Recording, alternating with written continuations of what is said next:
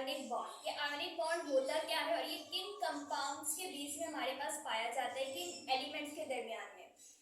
Last video में हमने discuss किया था कि बॉन्ड होता क्या है और बॉन्ड बनता क्यों है, और इसी तरह हमने इंट्रामॉलिक्यूलर बॉन्ड और इंट्रामॉलिक्यूलर बॉन्ड के बारे में भी बात कर चुके हैं।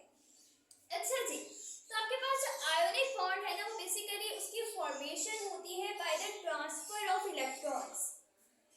जो भी बॉन्ड आपके पास बन रहा है ट्रांसफर ऑफ इलेक्ट्रॉन के जरिए से, वो क्या है आपके पास आयोनिक बॉन्ड। फॉर एग्जांपल आपके पास ये ए एलिमेंट है, ये बी है।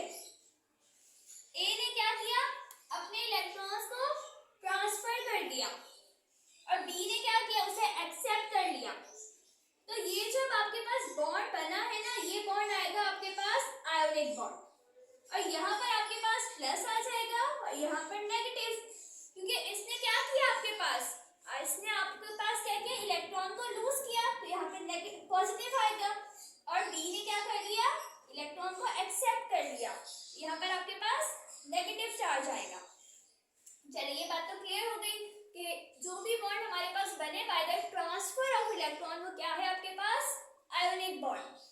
और फिर ये बेसिकली आपके पास क्या होता है, bond between the cation and A9.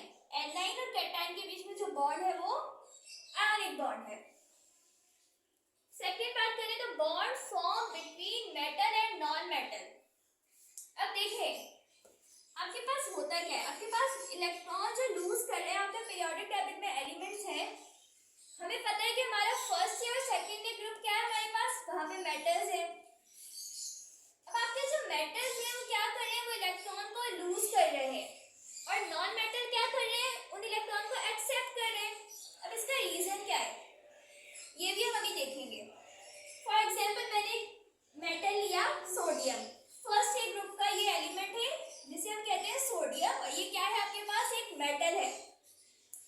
इसमें आपके पास 11 प्रोटॉन्स होते हैं और इलेक्ट्रॉन भी कितने होंगे, 11 ही होंगे, क्योंकि ये भी न्यूट्रल है ना। तो न्यूट्रलिसिटी हमारे पास प्रोटॉन और इलेक्ट्रॉन क्या होते हैं, बराबर होते हैं। अब मैंने क्या लेना है, एक नॉन मेटल लेना है, क्लोरीन ले ले। क्लोरीन हमारे पास 7 ग्रुप में है और ये क्या है आपके पास नॉन मेटल है। इसमें कितने प्रोटॉन है आपके पास, 17 प्रोटॉन है, और इलेक्ट्रॉन भी कितने हैं, 17।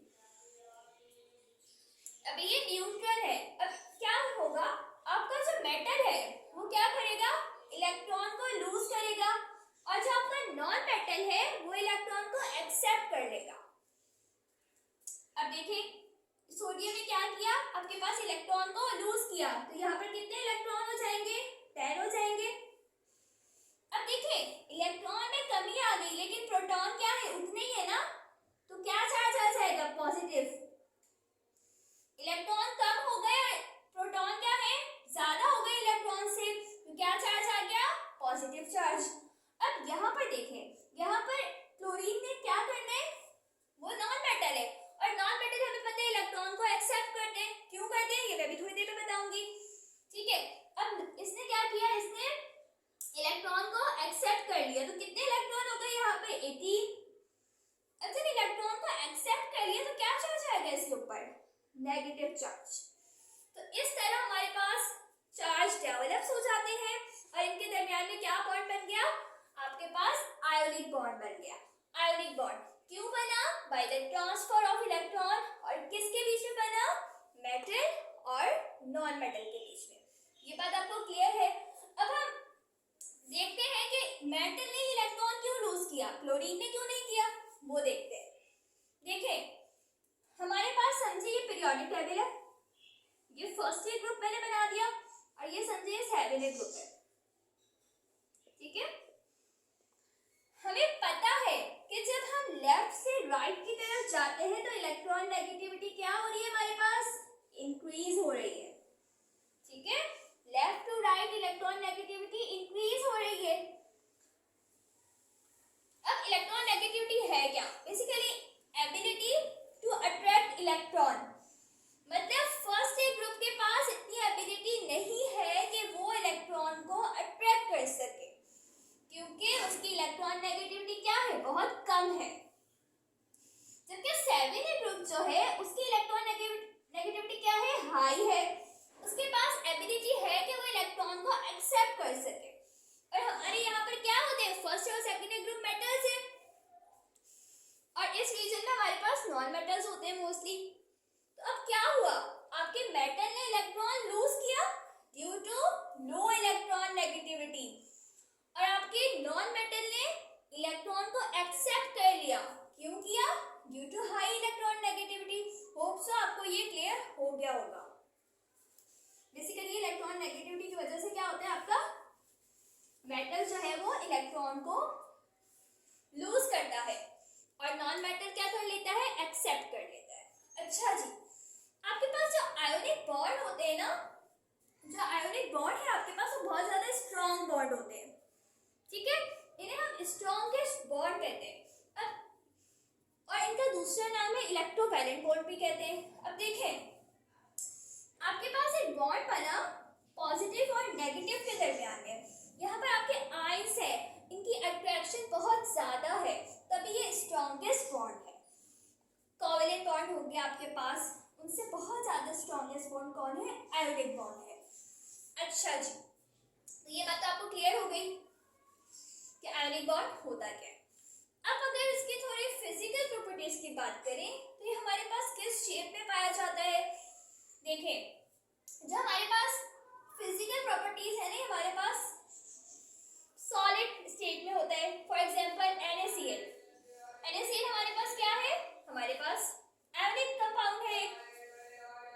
तो NaCl किस फॉर्म में, NaCl है क्या, नमक जो हम यूज करते हैं। ऐसे हमारे पास क्रिस्टल्स, ऐसे क्रिस्टल्स होते हैं हमारे पास, आपने देखा होगा। तो इस तरह हमारे पास एक क्रिस्टल्स की फॉर्म में होता है। जो भी आपके पास आयोनिक कंपाउंड है, सॉलिड होगा, वो हार्ड होगा, ब्रिटल होगा, और इसका स्ट्रक्चर जो होता है लैटिस स्ट्रक्चर होता है, ठीक है, 3D स्ट्रक्चर होता है, लैटिस स्ट्रक्चर होता है। अगर मैं इसके मेल्टिंग पॉइंट और बॉइलिंग पॉइंट की बात करूं तो जो हमारे पास आयोनिक कंपाउंड है उनका मेल्टिंग और बॉइलिंग पॉइंट बहुत ज्यादा हाई होता है। उसका रीजन क्या है, फॉर एग्जांपल NaCl। अब देखिए इनके दरमियान में इतना स्ट्रॉन्ग बॉन्ड है, तो उसको तोड़ने के लिए आपको ऑफ कोर्स बहुत ज्यादा हीट देनी पड़ेगी। तो मतलब इसका मेल्टिंग पॉइंट क्या है, बहुत ज्यादा हाई है। बॉन्ड को तोड़ना है ना आपने, आयंस को ब्रेक करना है, तो तभी इनका मेल्टिंग और बॉइलिंग पॉइंट क्या होता है, बहुत ज्यादा हाई होता है। ये एक सॉलिड है, अब आपको बहुत ज्यादा इसको हीट देनी है ताकि ये क्या हो जाए, मेल्ट हो। तो of course high melting point और बॉइलिंग पॉइंट, रीजन क्या हो जाएगा, ड्यू टू स्ट्रॉन्ग बॉन्ड। अच्छा जी, अब हम कंडक्टिविटी की बात करें तो जैसे कि आपके पास जो सॉल्ट है, अगर वो सॉलिड फॉर्म में है तो वो तो ऑफ कोर्स इंसुलेटर है, क्योंकि उसके आयंस क्या है, बिल्कुल पैक्ड है। देखें यहाँ पर जो आपके Na है और Cl है, अब ये बिल्कुल क्या है, पैक्ड है, स्ट्रॉन्ग बॉन्डिंग हुई हुई है। लेकिन अगर हम इसे क्या करें, अगर हम इसे मेल्ट करें, मॉल्टन स्टेट में ले जाएं, फॉर एग्जांपल आपका ये इलेक्ट्रोलाइट है, यहाँ पे NaCl है, और आपने क्या कर दिया, इसे वाटर में डाल दिया। अब नमक क्या होता है हमारे पास, सॉल्यूबल होता है ना, नमक क्या होता है, इससे आपका ये पॉइंट भी क्लियर हो जाएगा, सॉल्युबिलिटी वाला। अच्छा, ये क्या है आपके पास, नमक है, नमक वाटर में सॉल्यूबल है, तो अब क्या होगा आपके पास जो सोडियम क्लोराइड है वो ऐसे आइंस में ब्रेक हो जाएगा, सोडियम आइंस, क्लोराइड आइंस, ऐसे, ठीक है। तो जब ऐसे ब्रेक हो गया ये, तो क्या होगा, ये कंडक्टिव होगा, इलेक्ट्रिसिटी को पास कर सकेगा। देखें अभी समझो यहाँ पर सिर्फ NaCl है, अब ये सॉलिड में है, अब ये क्या है, कंडक्टिव नहीं है, क्योंकि इसके पास आयंस ही नहीं है, आयंस नहीं है ना, अभी NaCl बिल्कुल पैक्ड है, आयंस क्या है आपके पास, अभी नहीं है, तो ये क्या है, अभी इंसुलेटर है, ठीक है। अब क्या किया आपने, इसमें वाटर डाल दिया, तो ये वाटर ने क्या किया, वाटर हमारे पास एक बहुत अच्छा डाइलेक्ट्रिक है, उसने क्या किया, इसको आयंस में ब्रेक कर दिया, ठीक है। तो जब आयंस में ब्रेक हो गया तो अब ये क्या बन गया आपके पास, कंडक्टर, मतलब ये इलेक्ट्रिसिटी को कंडक्ट कर सकता है। अच्छा जी, अब हम सॉल्युबिलिटी की बात करें तो जैसे कि नमक तो हमें पता है पानी में सॉल्युबल हो जाता है, कैसे होता है कि देखें H2O, वाटर का फॉर्मूला है ना आपके पास, O के पास क्या है नेगेटिव और H के पास पॉजिटिव है, तो क्या होगा आपका जो Na सोडियम है वो क्या हो जाएगा, नेगेटिव के पास आ जाएगा और Cl इसके पास आ जाएगा। तो मतलब कि हमारे पास क्या हो जाएगी, सॉल्युबिलिटी तो बहुत अच्छी सॉल्युबल है। क्या हो गया, अब ये प्रोसेस को बोलते हैं सॉल्वेशन प्रोसेस। बेसिकली ये क्या हो गया, वाटर ने क्या कर लिया, सॉल्वेशन प्रोसेस कर लिया और आपके आयंस को क्या कर दिया, स्टेबलाइज कर दिया, और इसीलिए हमारे पास ये कंडक्टिव भी हो गए वोलेटाइल स्टेट में। ठीक है, तो होप सो आपको ये क्लियर हो गया होगा। वीडियो को लाइक कीजिए, चैनल को सब्सक्राइब कीजिए। Thank you.